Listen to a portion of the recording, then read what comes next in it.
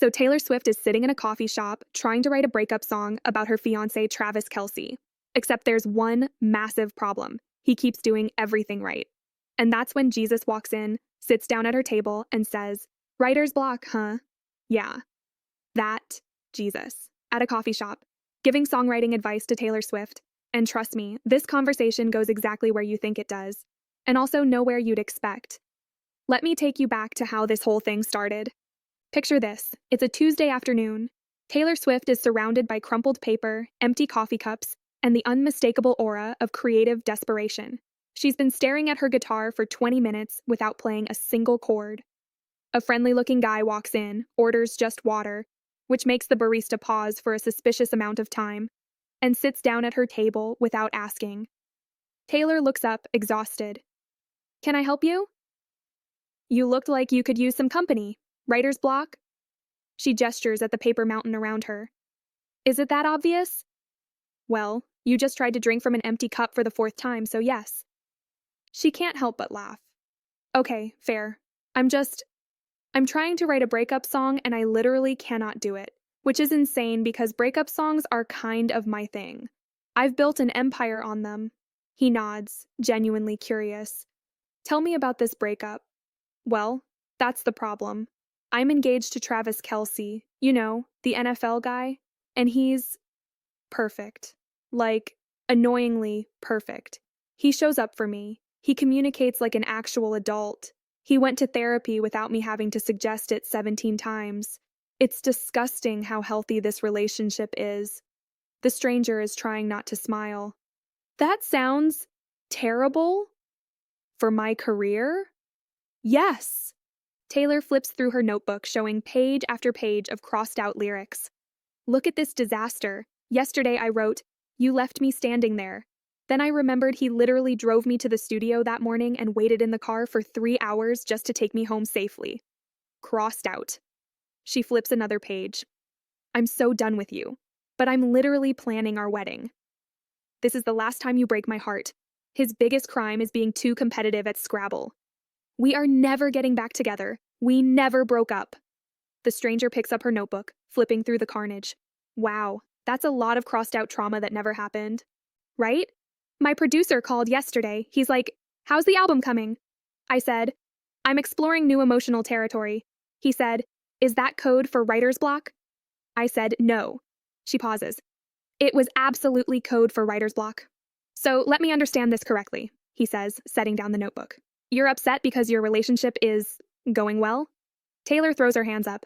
"I know how it sounds, but all my hits are about heartbreak. All Too Well, Style, Blank Space, even my happy songs are about relationships that almost ended.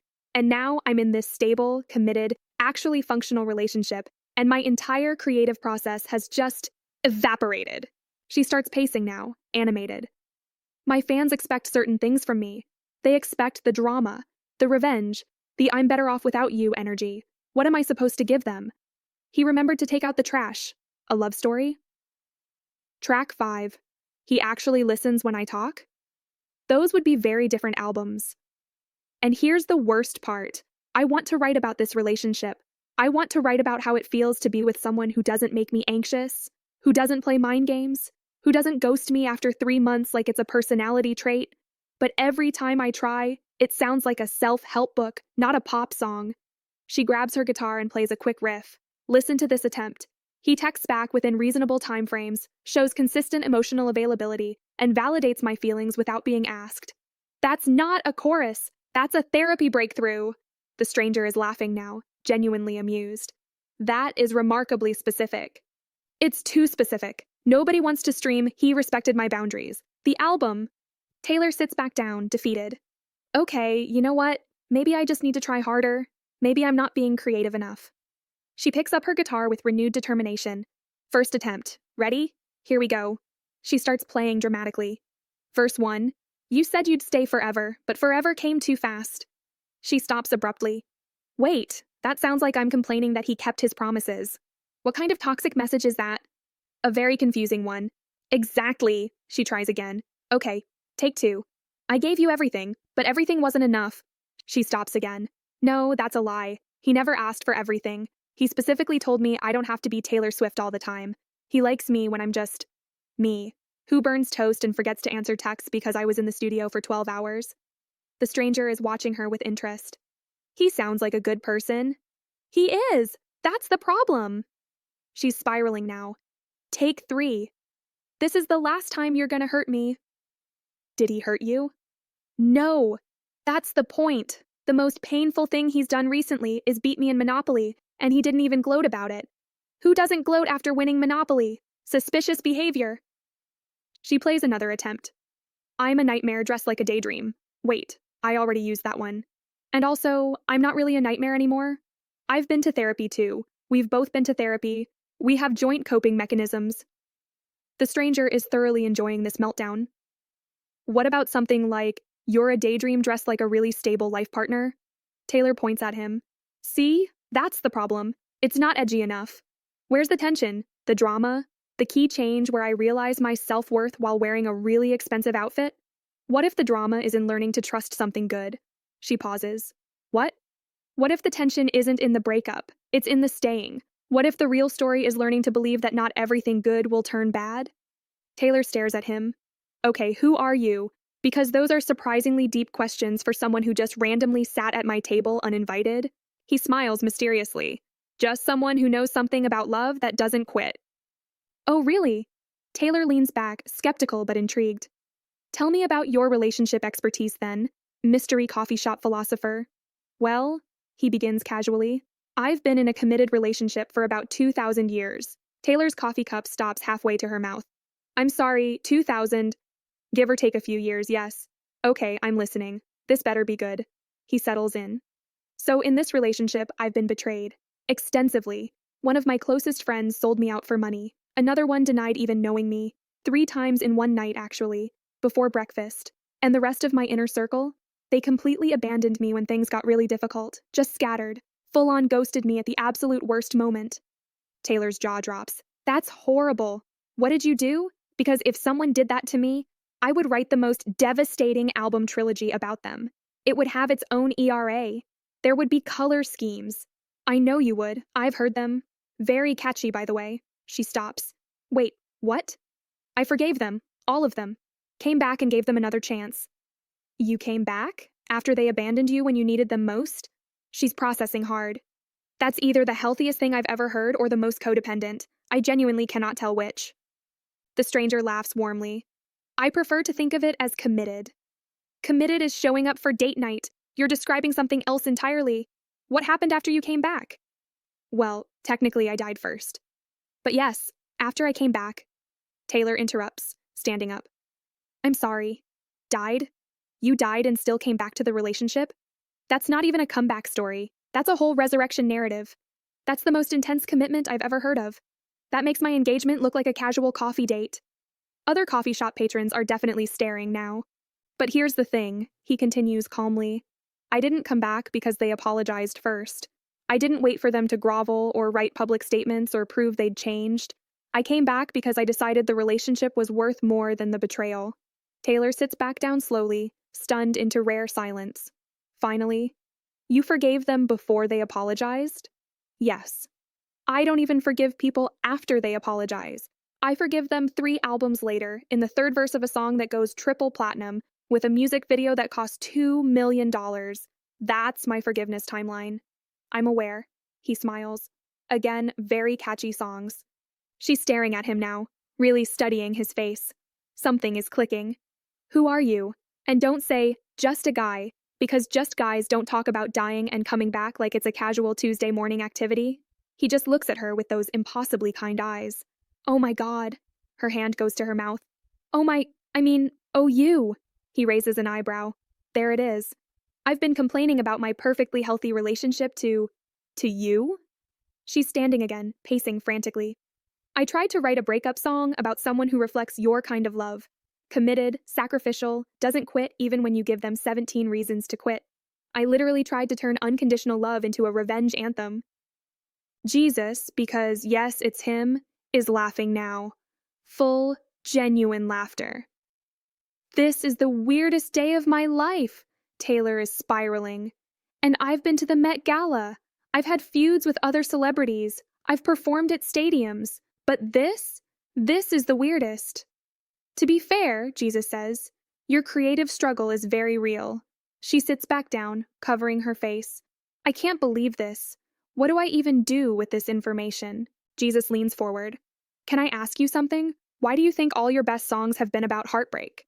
Taylor peeks through her fingers. Because heartbreak is dramatic, painful, people relate to it.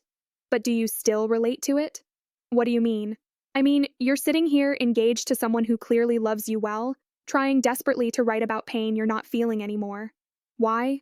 She gets quiet. Really quiet.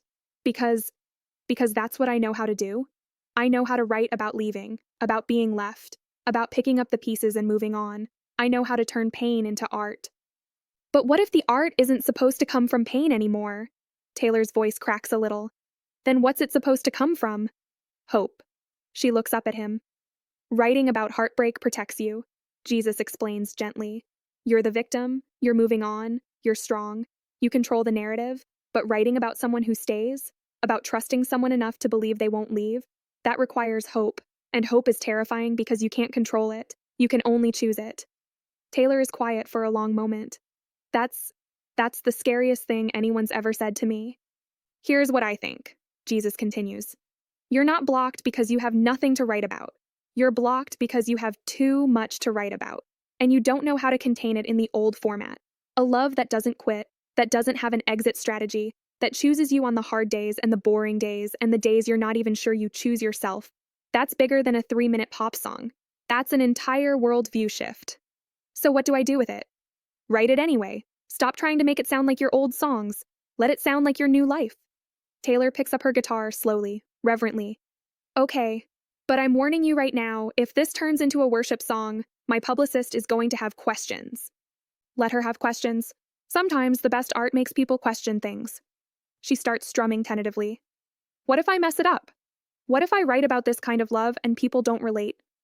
What if they only liked me when I was heartbroken and dramatic? Then they weren't really listening to you in the first place. They were listening to their own pain and using your songs as a soundtrack. But the people who are ready, the ones who are tired of breakup cycles and revenge fantasies and actually want to believe that something can last, they're going to hear this and feel seen in a way they never have before. Taylor's fingers find a chord progression. It's different from anything she's played before. Softer, more vulnerable. Okay, she says quietly. What does a love that doesn't end even look like? Tell me what it looks like with Travis. She smiles despite the tears forming. It looks like him showing up, not just when it's exciting or new or Instagram-worthy, but on random Tuesdays when I'm tired and cranky and forgot to text him back because I was in the studio for 12 hours. It looks like him knowing my coffee order and my trauma responses and treating both with the same kind of care. That's good. Keep going. It looks like not having to perform, not having to be Taylor Swift 24/7, just being Taylor, who sometimes burns toast and overthinks everything and needs reassurance even though logically I know it's probably fine. Jesus nods encouragingly. What else? It looks like him choosing me even when he sees all the messy parts I usually hide. The insecurity, the control issues, the weird 3 a.m. anxiety spirals. It looks like safety. Real safety. Not the I'll be safe if I keep my guard up kind, but the I can actually put the guard down kind. She stops playing, looks up at him with sudden understanding. Oh. What? That's what you offer too, isn't it? That's what you've been trying to tell people for 2,000 years. It's not about being perfect enough to earn love. It's about being loved even when you're not, especially when you're not. Jesus smiles. Now you're getting it. Taylor starts writing furiously, the words flowing naturally now. Okay, so first verse is about always expecting the other shoe to drop. About being so used to love ending that you don't know how to exist in love that stays. Very relatable. Everyone's been hurt. Pre-chorus is the fear. This is too good to be true. What's the catch? When does it go wrong? Anxiety. Because when you've been burned enough times, cynicism feels safer than hope. Honest, raw, I like it. Then the chorus hits, and it's the realization, there is no catch. This is just love, real love, the kind that doesn't demand perfection, doesn't keep score, doesn't have a timer running in the background. She's playing with confidence now. It's not about being worthy enough. It's about being chosen anyway. Jesus is watching her with genuine pride. That's beautiful, Taylor. Second verse can be about all the times you thought you'd be abandoned, but weren't. All the times you expected conditions but found acceptance. The slow, terrifying process of learning to trust again when trust has been broken before. She plays through to the bridge, then stops. Wait, I need a moment of doubt. Every song needs that moment before the resolution where you question everything. What kind of doubt? The kind where you're standing in this love, this real, unconditional, no strings attached love, and your brain is screaming that it can't be real, that you're going to wake up and it'll be gone, that you're going to do something unforgivable and it'll end like everything else, the fear that maybe you're not actually capable of receiving this because you've spent so long building walls. Jesus nods slowly. And what comes after the doubt? The choice. Taylor's voice is strong now. The decision to believe anyway, to stay even when every instinct says to run, to let yourself be loved even when it feels vulnerable and scary and completely out of your control. She looks at him. That's the key change, isn't it? The moment where you stop trying to earn it and just receive it. That's exactly it. That's the whole song right there. Taylor's writing with tears streaming down her face now. This is so different from anything I've ever written. It's not angry or bitter or triumphant in the I don't need you way. It's just honest, vulnerable, terrifying. That's what makes it powerful. Anyone can write about walls going up. It takes real courage to write about walls coming down. She plays through what she's written, and when she finishes, she's fully crying. I've written about love for 15 years, hundreds of songs, but this is the first time I've written about real love. Not the feeling that fades when things get hard, the choice that stays. That's the difference between a love song and a song about love. Taylor wipes her eyes, laughing through tears. My makeup artist is going to kill me, but this is it. This is the album, not about heartbreak or revenge or moving on, about learning to stay, about choosing someone even when they've seen your worst, about being chosen even when you show your worst. Jesus stands up to leave. You've got everything you need now. You'll finish it. Wait, she calls after him. Will I see you again? Because I have so many more questions. What's your take on the music industry? Do you have thoughts about streaming versus physical sales? He turns back with that warm smile. Taylor, I've heard every song you've ever written, including the ones you never released. And yes, we'll see each other again. I'm not really the goodbye forever type. That's literally your whole thing, isn't it? You're the guy who stays. Among other things, brand consistency. She laughs out loud at that. That's actually a really good line. I've had 2,000 years to work on my material. And then he's gone. Taylor sits back down, looks at her phone, texts Travis. Still at coffee shop. Had the weirdest and best conversation of my life. Writing something that's going to change everything. Also, I love you. And I'm writing a whole song about how I love you, and you didn't mess it up. The world isn't ready. His response, take all the time you need. I'll be here. She smiles. Yeah, he will be. For the first time in her career, she's not writing about someone leaving. She's writing about someone staying. And about learning to stay too. And that's how Taylor Swift wrote her first real love song. Not about falling in love or falling out of it, but about the daily choice to stay. How she learned that the most revolutionary thing you can sing about isn't a breakup. It's a love that refuses to break. She called it the Fate of Ophelia. Because sometimes the greatest love story isn't about tragedy, it's about being rescued from tragedy. It's about someone digging you out of your grave, saving you from drowning in melancholy, and showing you that not all love stories have to end like Shakespeare wrote them. Turns out, when Jesus said he came to give life abundantly, Taylor Swift wrote a pop song about it. And when she sang about being saved from a tragic fate, she was describing the same kind of rescue we've all been offered, just with better production value and more sequins. Thank you. You've been amazing. Remember, if your relationship is healthy enough to cause writer's block, you're not writing a breakup song. You're writing a resurrection anthem. And if someone saves your heart from drowning in despair, that's not just a hit single. That's the gospel with a dance beat. God bless, and may all your relationships be stable enough to ruin your creative process. And may you all find someone who digs you out of your grave, metaphorically speaking, unless you're Jesus. Then it's literal, brand consistency.